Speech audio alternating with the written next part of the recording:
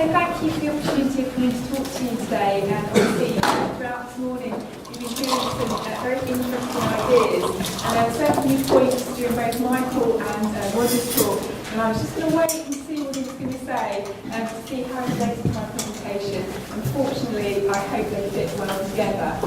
First of all, I should also do a bit of a plug for the team I work in. I work in a team of information specialists. And we're based just over the library, which for those people who are familiar with Plymouth or new to the campus, is just literally the building to our window to the side there. And we're a team of information specialists. Each and every subject has an equivalent of myself. I particularly look after psychology, so I've looked after a psychologist since 2004. And there are information specialists that look after computing, the arts and humanities, all areas. I also have the responsibility across the university to support research, which is one of the reasons why, again, I come to talk to you today. And we can offer one-to-one sessions on many of the topics we've spoken about this morning. So it's about finding information, it's about finding that great literature, finding statistics, images, media. The team are more than happy to help with that. We can also help with what we call digital literacy, and we'll be picking up on some of these aspects today. We spoke about awareness services, how do you find out if someone's been working on the same area of research. Again, we're very happy to provide one-to-ones and small groups. And at the end of the presentation, which I'll make sure Sue gets, there are links to how you can access that help. So I'm going to talk today.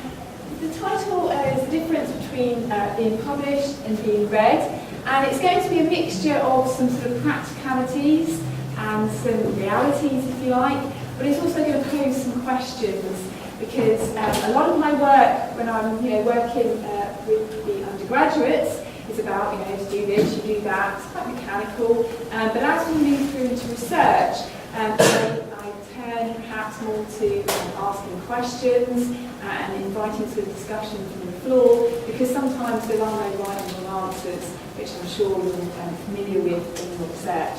And I'll be very happy to take questions, comments and reflections. So I'm going to talk about open access, and I was surprised that nobody actually mentioned open access. We touched on it when we spoke about frontiers and PLOS, and I will spend a bit of time talking about open access. And I picked up we have, I think, 15 nationalities in the room, so I'll make sure that when we're talking about something that's England or UK specific, I'll make sure to contextualise that. I'll talk about some of the university services. I'll keep that quite brief, but it's just to show that the university is obviously supporting research. I'll pick up on Bibliometrics, and again, this is mentioned by Roger, things such as time cited, impact factors, H-indexes, these measures that come into play a big part in our lives. I'll also talk about Altmetrics, because as soon as there's one development, turn around, come back into the library the next day, and there's a new development to be aware of. And I'll also pick up on some of the collaboration tools that are available, and I was waiting to see what you said about these, and I can pick up a bit more on these tools. So open access publishing, and who's heard of open access publishing? Okay, so quite a number of you. If you haven't heard about it, I would suggest that obviously you're going to be hearing about it a lot more as you go through your programme here. And I put a quick definition up there. Digital, online, free of charge, and free of most copyright and licensing restrictions. And there's a link there for a really good overview of open access publishing. Now, quite often when I put this definition up, there can be sharp intakes of breath. What am I doing saying it's free of copyright? What is going on here? And I think that open access operates kind of in two ways, if you like. There's open access as it means to the author, the people sitting in this room, and there's open access as it means to the end users of that information. And the authors and the universities that you belong to, the questions about charge and copyright are very critical questions on very critical topics that I will be coming back to later. But for end users, It means that publicly available research can be, publicly funded research can be available to the public for anyone to read. And there's a lot of discussion about that. When I go out, I do a lot of talks across the university, and there's lots of discussions about the pros and cons of open access, which we will come back to a little later, and the ideas that are encompassed in that movement. So, benefits of open access, the central tenet, if you like, is that the research, if it's funded by the government or by a public body, the results of that research should be made available to the public. There are, we've got research that shows that making your content visible open access, it increases discoverability, it increases the visibility. So that's to your collaborators, to future employers, to practitioners, to the university, who are obviously interested about raising the visibility of our research. There's no point, if we've got wonderful work going on here, there's no point if nobody knows about it. So visibility, discoverability, impact are all big words that we use a lot here at the university. We spoke about where do you want to publish, how do you want to make an impact. And open access is enabling researchers to take more control over where you publish, more control over your research. And certainly here in the UK, funders are making open access to content, to the results, to the outputs of that research bids. They're making open access a requirement for funding. And I will come back onto that because it may well affect you here. Now, where there's research, there's always going to be research about research, and there's a growing growing industry, if you like, into research about citations. And there's a study there, 2010, and Alma Swan she took a board, about 31 studies, across in a range of subject disciplines, to see what impact making content enable open access had on citation rates. And she concluded that 27 studies concluded that open access had a positive effect on citations, and just 4 studies showed that there was no advantage, or in fact a disadvantage. And all universities, we now certainly operate in a national environment, and we certainly operate in an international environment, as sort of referenced by the number of nationalities we've got in the room.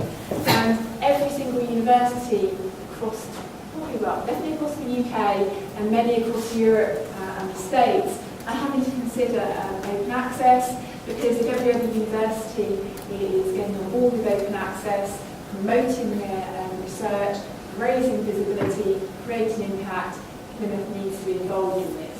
So I do a lot of my work is spent at the moment raising awareness around open access and inviting people to get involved.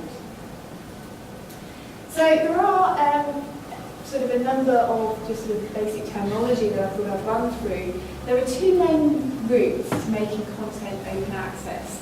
And these are known as green and gold. And you may, when you hear about open access, you may hear people talk about, well, I'm going to go for the green route, I'm going to publish gold, and I'll just explain what that means. So green open access involves deposit into an open access repository. Now here at Plymouth, as most institutions do, we have a repository, and our one is called Pearl. And there are a number of subject and organisational OA repositories. Archive is a massive one in physics, maths, computer science, Cogprints in cognitive sciences, and DBLP in computer science. And they, as we mentioned, they have preprints, they often have peer-reviewed material, and it's a way of sharing and collaborating with information. And there are many others that come in lots of different subject areas. And content that goes on to Pearl is open access, it's available for anyone to read and free. So the URL to Pearl is there, and content on Pearl can be discovered in a variety of different ways. It's indexed on Google, it's available via the British Library's Ethos service. If you haven't come course ethos I recommend. It's a service that PhD students really, really appreciate. There's about 300,000 references there to PhD theses from the UK. And certainly if you're wanting to find out, has anyone else been publishing in this area, that's a really good source. And a lot of them are available to download immediately. If you see one you like the look of, you can put it into your shopping basket, you can download it, and you can be reading it within minutes. Some libraries are also making their print content available via ethos, and you might have to wait a few days. But if you haven't found ethos, I recommend you go and have a look at it. And here I thought I'd do a quick plug for the university policy about PhD theses, because those of you who are probably at the start of the process, but since the 1st of October 2010, it is university policy that all PhD students submit a copy, an electronic copy of their PhD theses to Pearl. And currently Pearl has about 2,000 PhD theses, and we've been digitising lots from our library store. And I have there just put on some download figures. So 275,000 downloads in 6 months. The most viewed item was one about professional football sponsorship, with 348 views.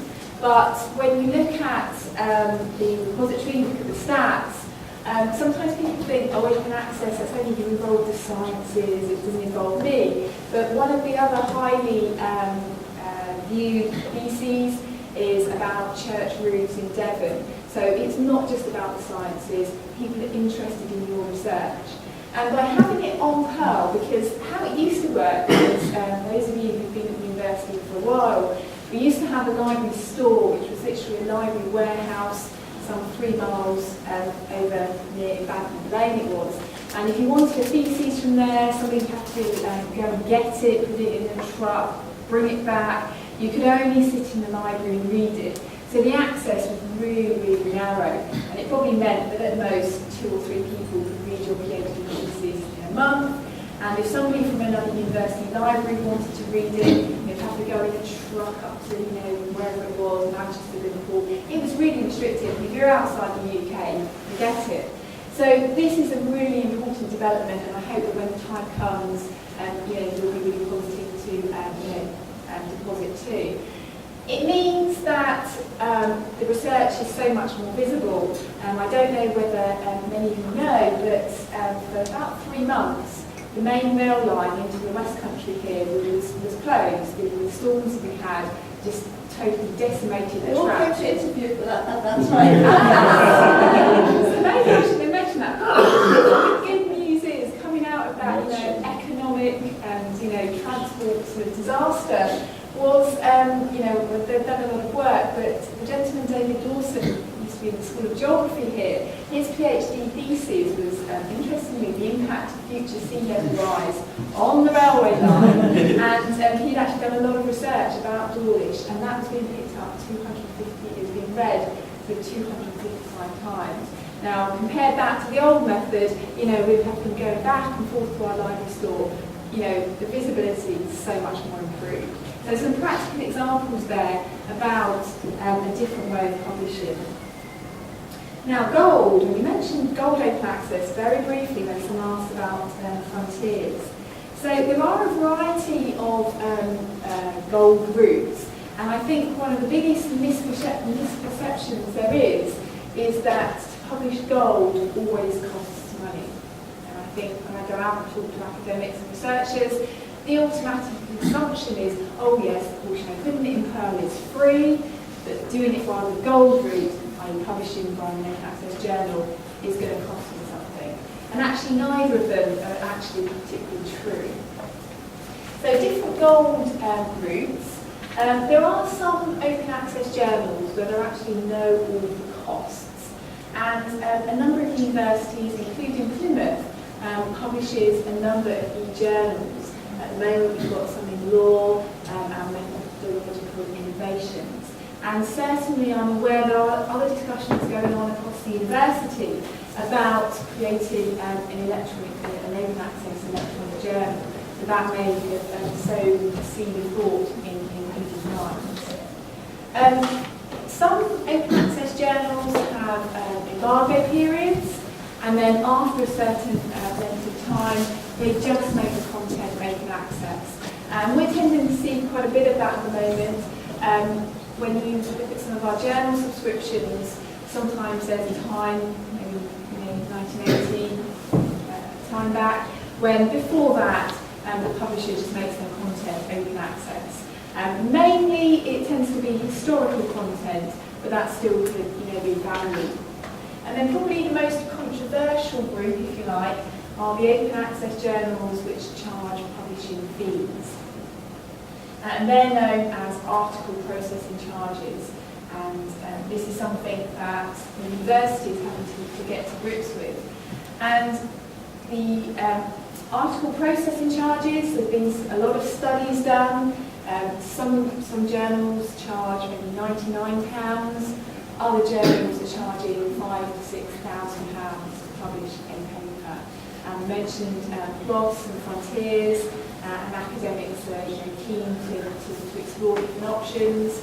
And there are a variety of publishing models and payment models coming out, and it's something that individuals, research projects, and indeed the whole university is having to work through this.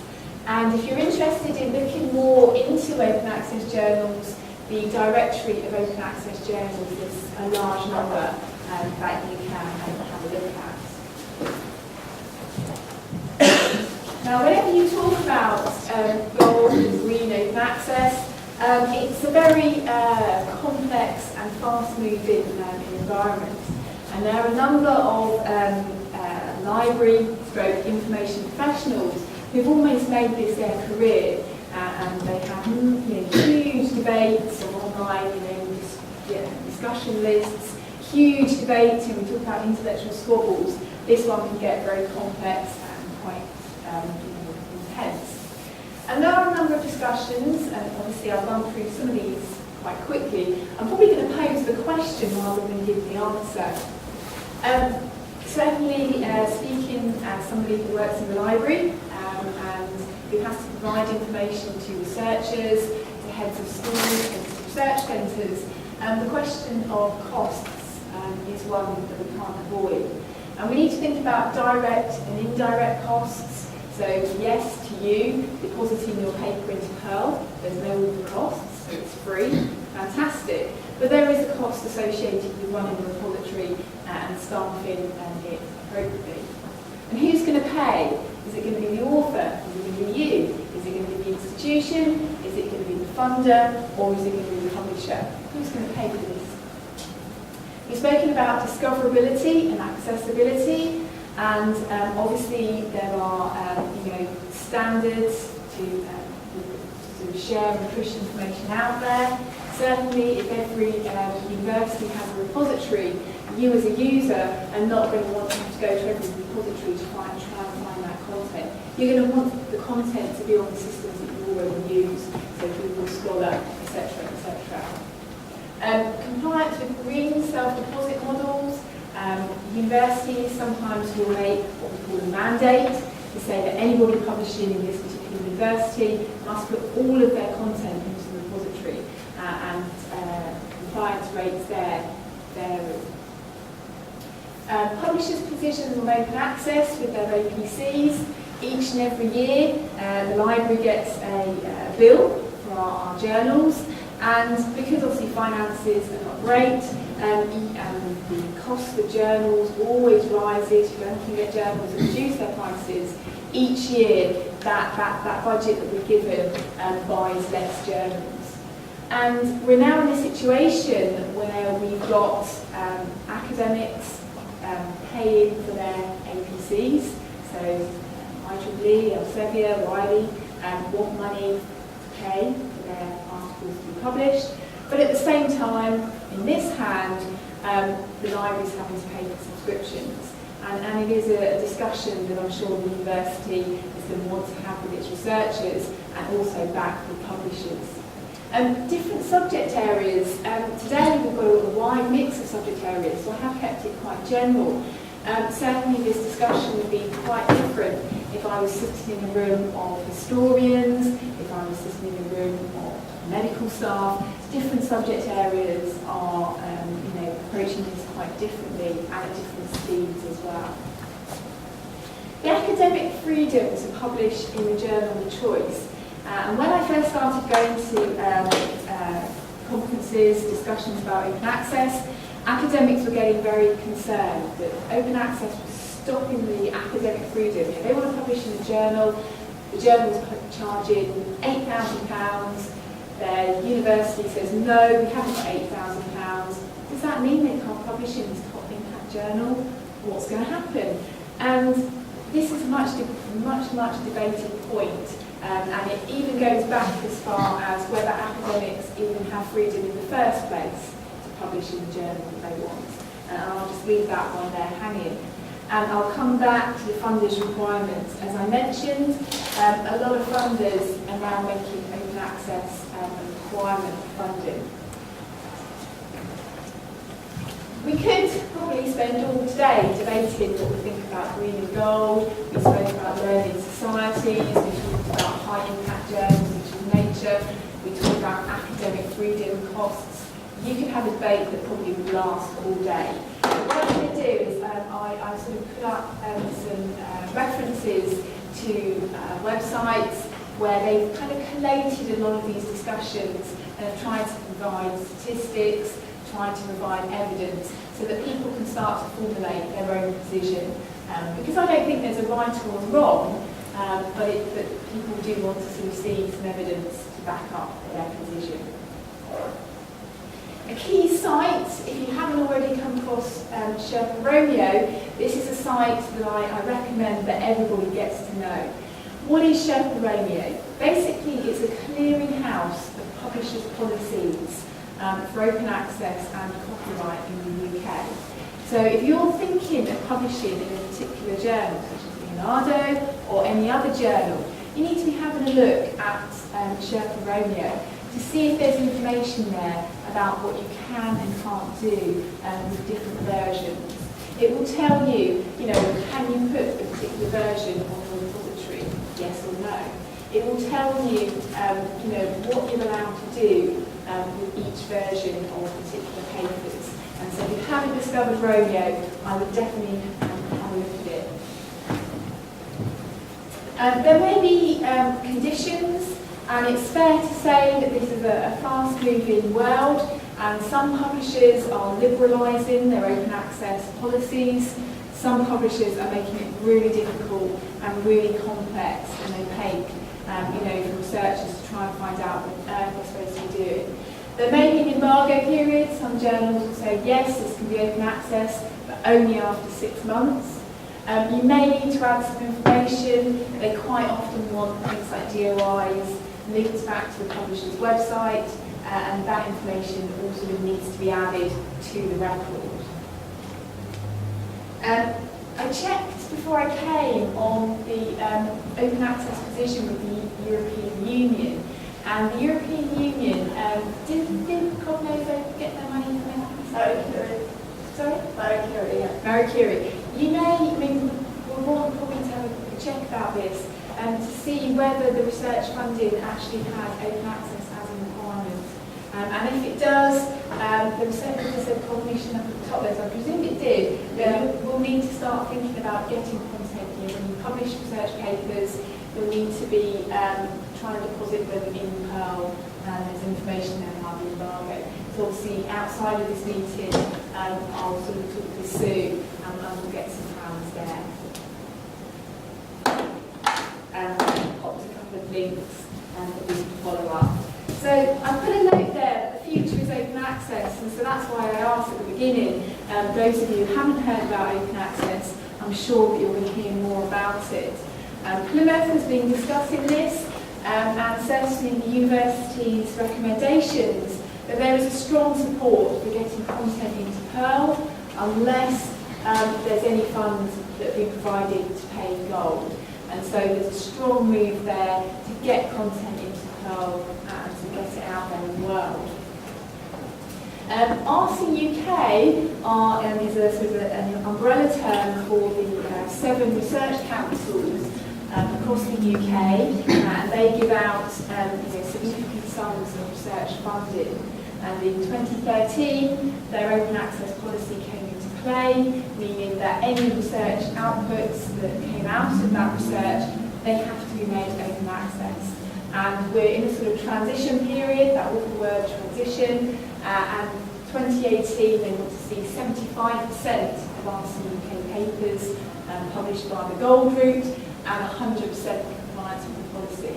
And we're a year in at the moment, and this is becoming something that I know some people in the room here we've been working with to comply with this policy. Now, the REF is the Research Excellence Framework. And for those of you who haven't come across the REF, this is something that the UK government runs, and we've just finished one in 2014. It sounds a bit weird, we've just finished one in 2014, and the next one we're expecting to be possibly 2020. And 2 weeks ago, the government issued out their announcement that all journal articles published after the 1st of April 2016 that are going to be submitted into the next REF must be made open access, and there must be an author's final copy deposited into Pearl.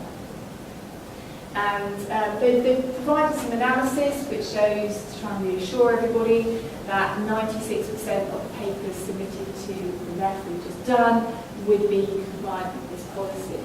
And the government are urging institutions to act now, and that's where we are at the start of the process. But that's a major shift.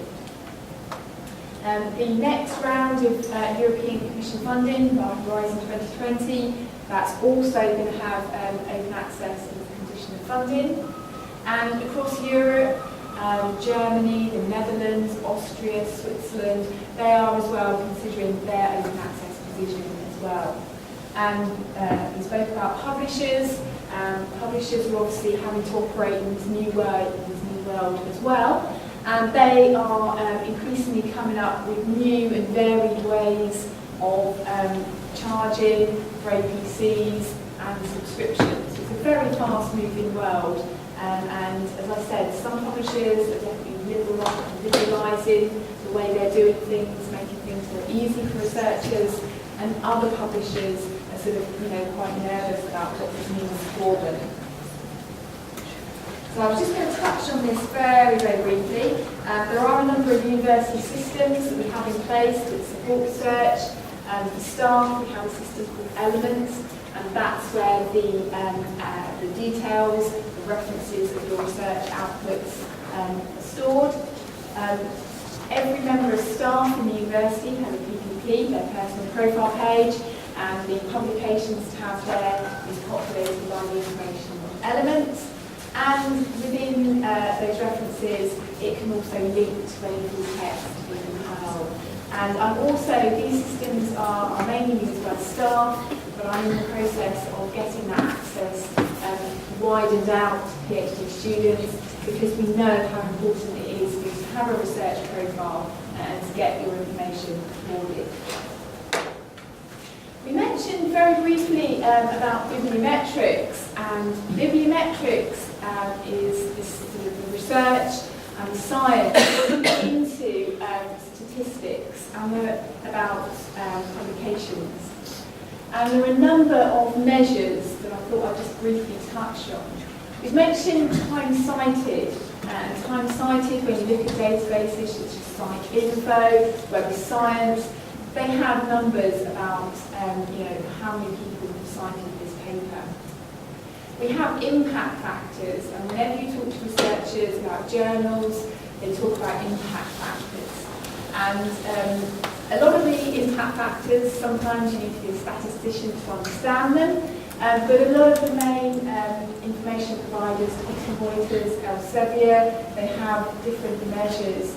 And as I mentioned before, as soon as one measure is created, you sort of come back in the office the next day, and there's an announcement saying, yes, there's a new way of measuring journals. There's a new way of measuring citation. So it is a very fast-moving world.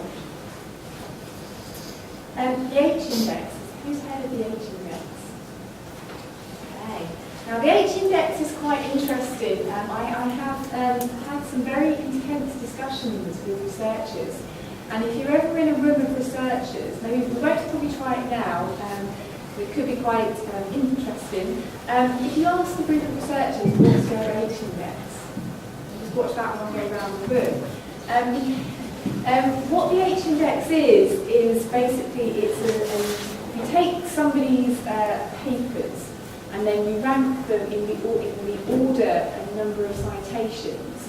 The H-index is where there'll be a horizontal line. So if the H-index is 20, it means that at least 20 or more papers have been cited more than 20 times. And I put up sort of an illustration here. We've got a history professor over in that side of the room saying my H-index is 30. Over here we've got a professor in cancer care who's saying my H-index is 150. And immediately there are questions of, which is the best? Which of these would I rather have, and what does best mean? And there is no answer because it will need to be normalised into the subject field. You need to look at the age of the researcher, how long they're researching for. It's very contentious. And you've also, it's not really an objective number because you've got a variety of different sources. It's not like your age, unless you're some sort of celebrity. Most people have got an objective age. Whereas the H-index is not an objective number, which is why these discussions are very intense. But sometimes you just think, this is not an objective number. You can get your H-index from the Web of Science. So those of you who are indexed on the Web of Science, you can pull up a list of your papers, have a look at your citations, and up in the top right-hand corner, you can see your H-index. But as you can see, there's some factors that go into the creation of that. So it's based purely on what the products we take from the supplier, in this case Web of Science. There's a selected time span. So Web of Science goes back to 1970. If anything's not been correctly attributed to you, so if there's been a mistake in the way your name's been spelt, it's not attributed to you, that means that paper won't appear in that H factor and that H-index calculation. And it doesn't obviously cover anything that's not indexed in Web of Science. And Scopus, from the sort of rival supplier, if you like, Elsevier, they have an H-index as well, and theirs is calculated in a slightly different way. It's not before 1996 because Scopus doesn't go back before that. It doesn't include those years in its calculation. So immediately you've got a difference in how it's calculated. It's going to give you a different figure. And most researchers, I don't know why, but most researchers tend to like their H-index on Google Scholar. Okay? So because Google Scholar's H-indexes generally tend to be higher. So most researchers, talking H-indexes, they'll say, yeah, my Google Scholar one was 150. And it's because Google Scholar, it can have content. Obviously, Scopus and Web of Science, their material is obviously, a lot of their material relates to subscribed material. So again, you've got differences in accessibility added to these numbers. And we spoke about Publish or Perish, and that's a software program that analyzes data from Google Scholar and gives you another H-index. So that, it's interesting when you're talking about bibliometrics, what do these numbers demonstrate? You can actually look at it. They're demonstrating quality. Are they demonstrating popularity? Are they, demonstrating, the topicality of a research topic? I don't know. They need to be normalised in the subject area, and we heard about in a previous talk about time cited. Maybe some papers have never been cited. Does that mean they're no good? I've made a note there. Are they objective or subjective measures? However, the way they're being used is kind of elevating them to a new kind of position, if you like, a new status. And in the last ref that we've just done, some panels used the Scopus time-cited counts. And the panels were told that these counts would be made available to them, but universities weren't to use the time-cited as the only mechanism in which to select the papers that were going to be submitted to the ref. And there's a whole sort of discussion about, well, if we're not supposed to really use them, why include them? What happens to universities who don't have subscriptions to Scopus? That's a sort of, £20,000–30,000 product. What's going on here? And we mentioned this very briefly, myth or fact. We've spoken about self-citation, and certainly Web of Science, it allows you to calculate your H-index, and then you can click a button and it takes away the self-citation. Obviously, it's not always going to be precise. If any of you are published under different names, that tracking of authors' names can make a difference. There's a whole raft of the conversation, debate around negative citations, and certainly when we talk to undergraduates, we talk about trust and authority, knowing what to reference, and certainly when you look at Science Direct, there are examples of papers that have now been retracted. So when they came out, they've been through peer review, they were published on, they were made available, reference, had citations, but were since withdrawn. And certainly, there are people in the room who know a lot more about this, but there are cases where research has been done, it's received a lot of attention, decisions have been made both on a local personal level and on a sort of, a more wider basis, and then the research has been challenged, it's been updated, and things have changed. So I guess if you have a look at the citations for these sort of groundbreaking papers, whether they're groundbreaking for positive reasons or perhaps not so positive reasons, how does this all play out in the bibliographic world? And I mentioned that it is a fast-moving world, and a lot of people spend a lot of time looking at those very traditional bibliometrics, but there's now a new sort of brand of bibliometrics called Altmetrics. And Altmetrics is trying to provide a more immediate picture of the impact of the paper. Because as we mentioned, that sort of cycle from sort of, someone's mind, someone's lab, someone's desk, into a paper, through peer review, through publication, can take, a year.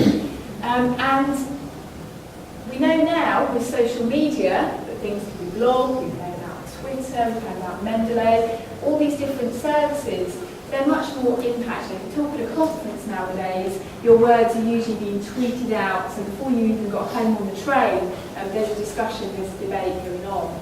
And what Altmetrics does is it follows mentions on Twitter, Facebook, Mendeley, various news sites, various aggregators, and it gives the paper a score.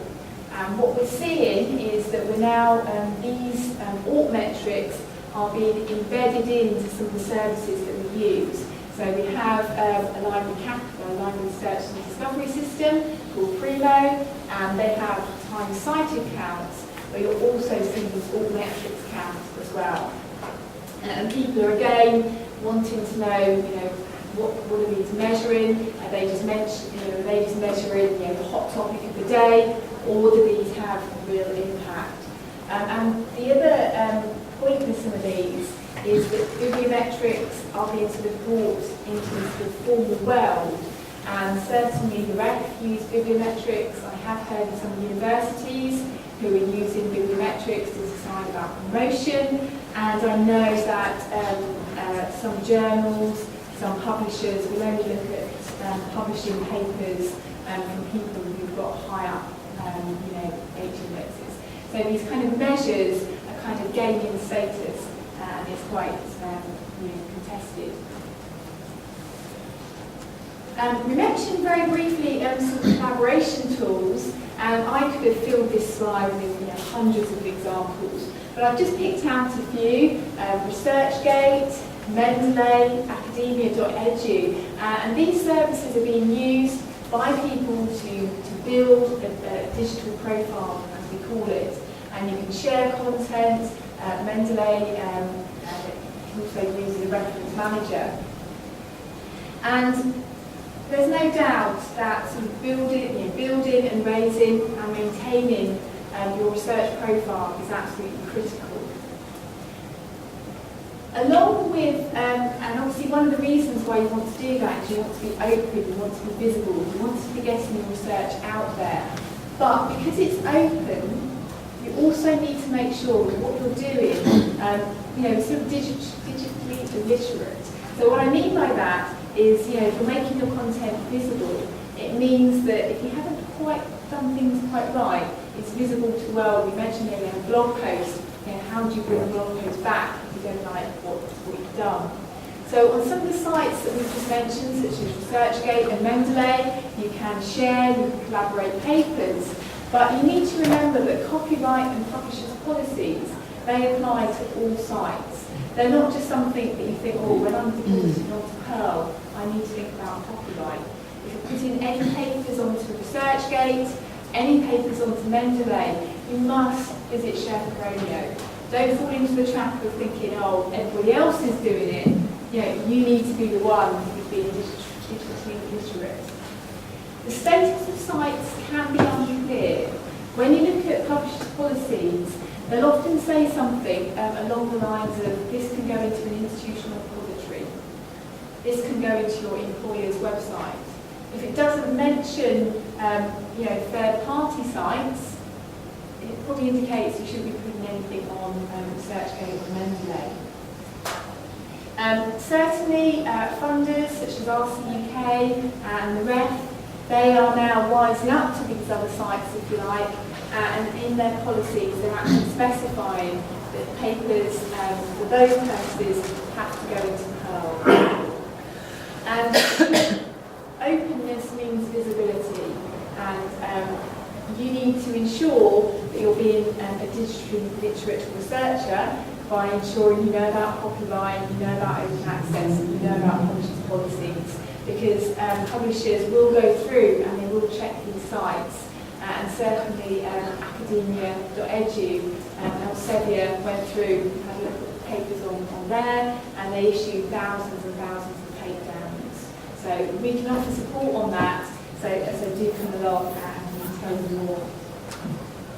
So I'm going to wrap up now to allow plenty of time for questions and discussions.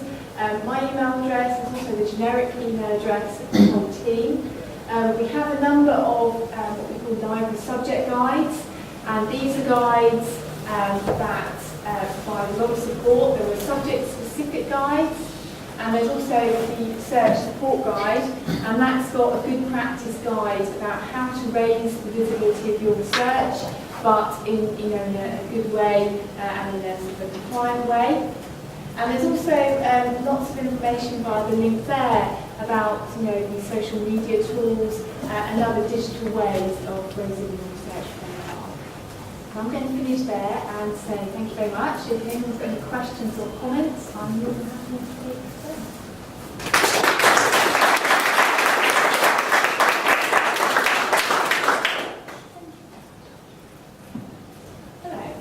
There was a lot of information. So it is great. So if I can summarize with it, like if there were 5 things you have to do after this, it would be update our Plymouth Elements profile, check out Pearl, check out Triple Romeo, check out and figure out what to join ResearchGate, and update our academia.edu profile. Yes, I mean those, and also I would definitely have a look at the research guide and check out the support that's available, and meet your information specialist. All by the end of the day. Also, do you have any of these between Mendeley versus Zotero as a collaboration? I think that's a very common question. We're often asked, well, should we be using Google Scholar? Should we be using EndNote? Should we be using Mendeley? And I think that at the level you are as a researcher, I think our role is to inform a discussion and sort of give you sort of facts, give you sort of things to think about. But it's not really our role to say, I love Zero, I love Mendeley, I love EndNote. So I think we can provide you with information, but our role is to kind of facilitate your use of different systems as opposed to say you must use one. I mean, here at the university, we also have EndNote. That's the kind of the supported software, if you like. But obviously, there are open source systems you can use as well. These things tend to be specific to specific research groups. So you should really ask around the people that you work with. Because the more you share these tools with the people that you're going to be really wanting to influence or work with, the better it is. So there aren't general answers. I agree with Nicola on that. So I use Zotero, but that's because my students use Zotero and it's easy. But that's Zotero. Yes. I have colleagues that are, and it's the same with these other things. It can be very discipline specific sometimes.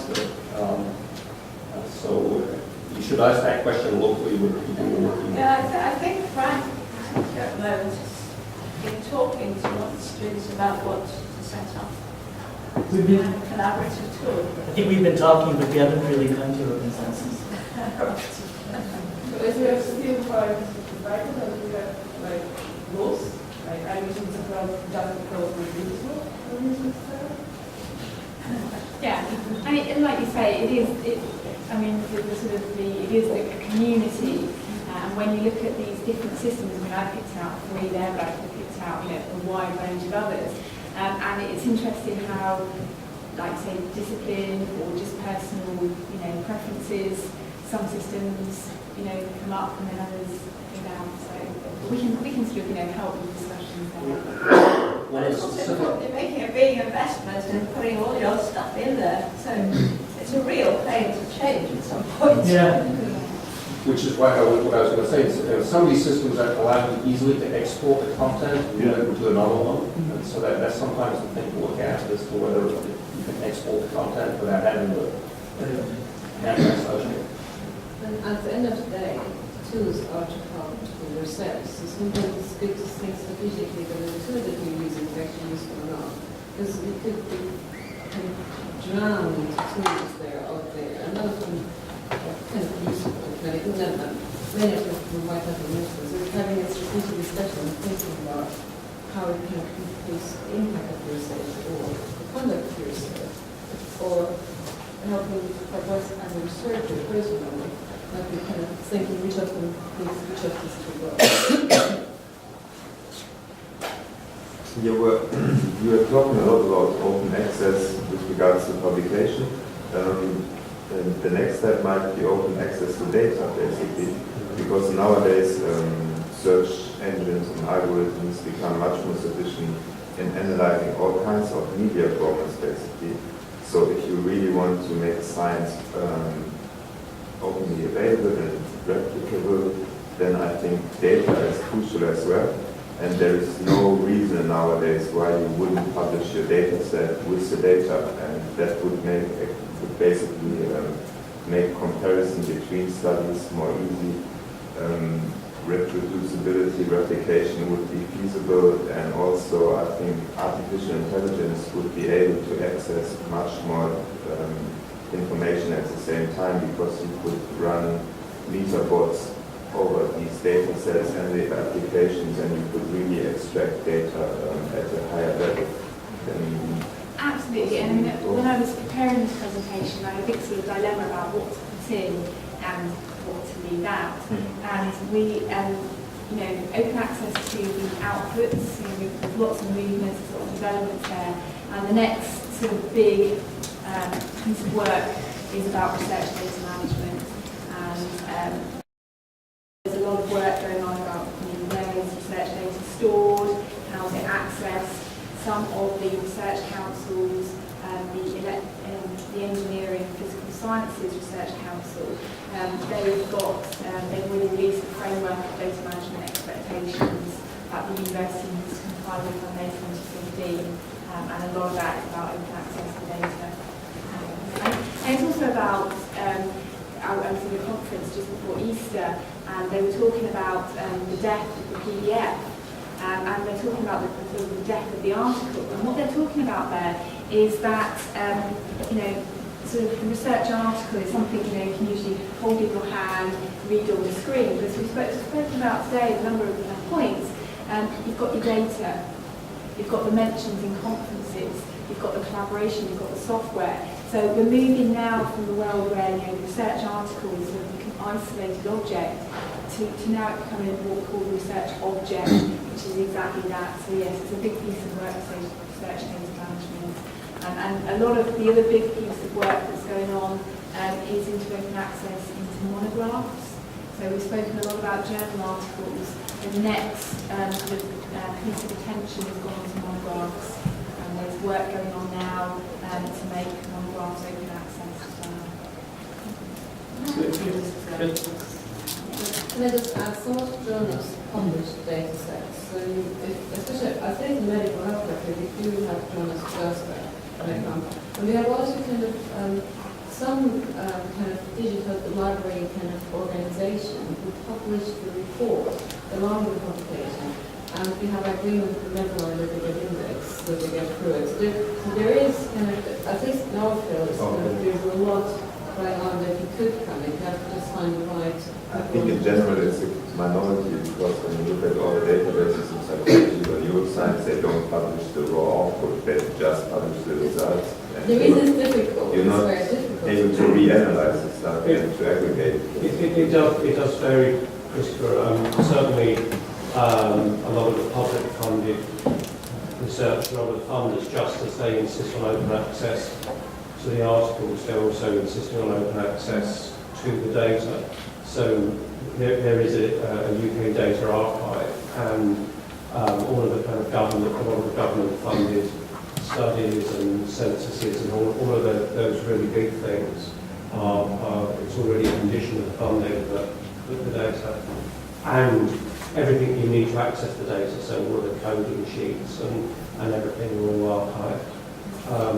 And actually, it might be, if anybody's interested, I think it might be worth sort of Googling UK data archive and registering, because you can get access to enormous amounts of stuff. But if you just look at Science or Nature, they don't publish URLs to the data sets. So basically you're not able to check it. That's but perhaps in the medical field there might be some databases, but it's not general practice. Well, no, because I know Polish policy about that, and you need to, even from your master studies, you need to store your data by 10 years.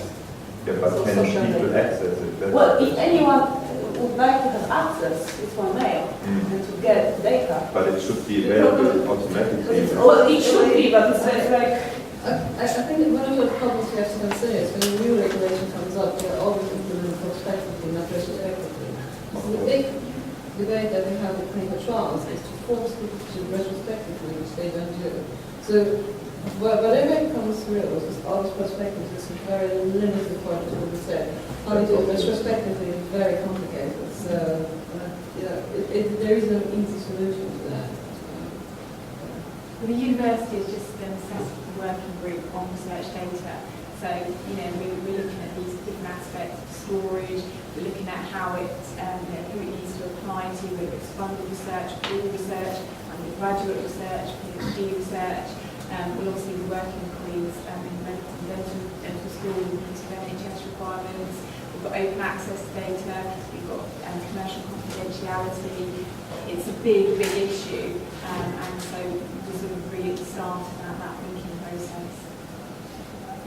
I was also thinking that the multi-sensor nature of the data and also the presentation methods should also be taken into account when looking for journals to publish. And it would be nice to prefer journals that accommodate your wishes and needs when you want to publish. Or alternatively, it could be a spin-off of CogNovo, maybe pushing journals, to accommodate multi-sensory. And I think when we're talking about data, we should be quite clear here that we're talking about data in its broader sense. So we're talking about sort of big, large-scale data sets. We're also talking about photographs, recordings from participant interviews. We have colleagues who work in the field, field notebooks, we're talking about patient data, we're talking about data in the broadest sense. And certainly when the Electronic Engineering and Physical Sciences Research Council, they're it's data that's stored on a computer, they're talking about any data that's produced in research. And within their framework, for example, they're talking about any data that hasn't been born digital. The university needs a way so that if anybody wants to access that data, they can. And so it's not necessarily data, but also the experimental setups that need to be presented and stimuli. When you want to give an example, you always take a photo. But if it's a sound, or if it's a video, or Let me just add to the discussion. A lot of journals now publish what is called supplementary material. We publish a lot of multimedia content for authors. And in our case, MIT Press makes an archival commitment to keep that stuff. The problem is that 20 years from now, it may not run anymore. And so you may want to document it both in a way that might be archival and in a way that is interactive or whatever. And so having a strategy where maybe the image will be readable in 20 years, but not the interactive software. And obviously, right now, the multimedia content you load up, in most cases, is still runnable. The sound file still can be heard and so on. But then it's actually documenting the work that has an archival component is sometimes a good strategy. And that Roger's point, actually, I think is really nicely illustrated recently. I don't know if you've seen in the news recently about some Andy Warhol material that he produced, which I think was for Amstrad, was it Amstrad that he produced and stuff? And the efforts that were gone through to reverse engineer the technology in order to access this. And people went to the effort because it was Andy Warhol, but they're not necessarily going to go to the effort for all of us. You do have two audiences, right? You have the audience of people you're working with now, and then 50 years from now, and that you need to think about those two audiences as you publish. Because obviously with the people now, you want to load those multimedia files and interactive software, and eventually all the other. We have the problem with gaming students. I think it goes into that. Before you think about how to document your setup, it's really hard, important to think in which formats you use to store your stuff. Which formats are they properly tied? Are they tied to one corporation that might be out of business in 10 years? Are these open formats? Are these open standards? How large is the community already using them? Because also standards are going out of fashion, right? So, but that's one thing you have to have in mind before you even start storing them, and also like how to transfer from one format to another, like we said in the topic of the citation programs. Always choose a program where you can get stuff out of it. That's the first thing to look at. Into some other formats. Even if you are using like Maple, like I put my research using SPSS, and like this year someone asked me to access the data. It took us 1 week to restore that because the standard changed.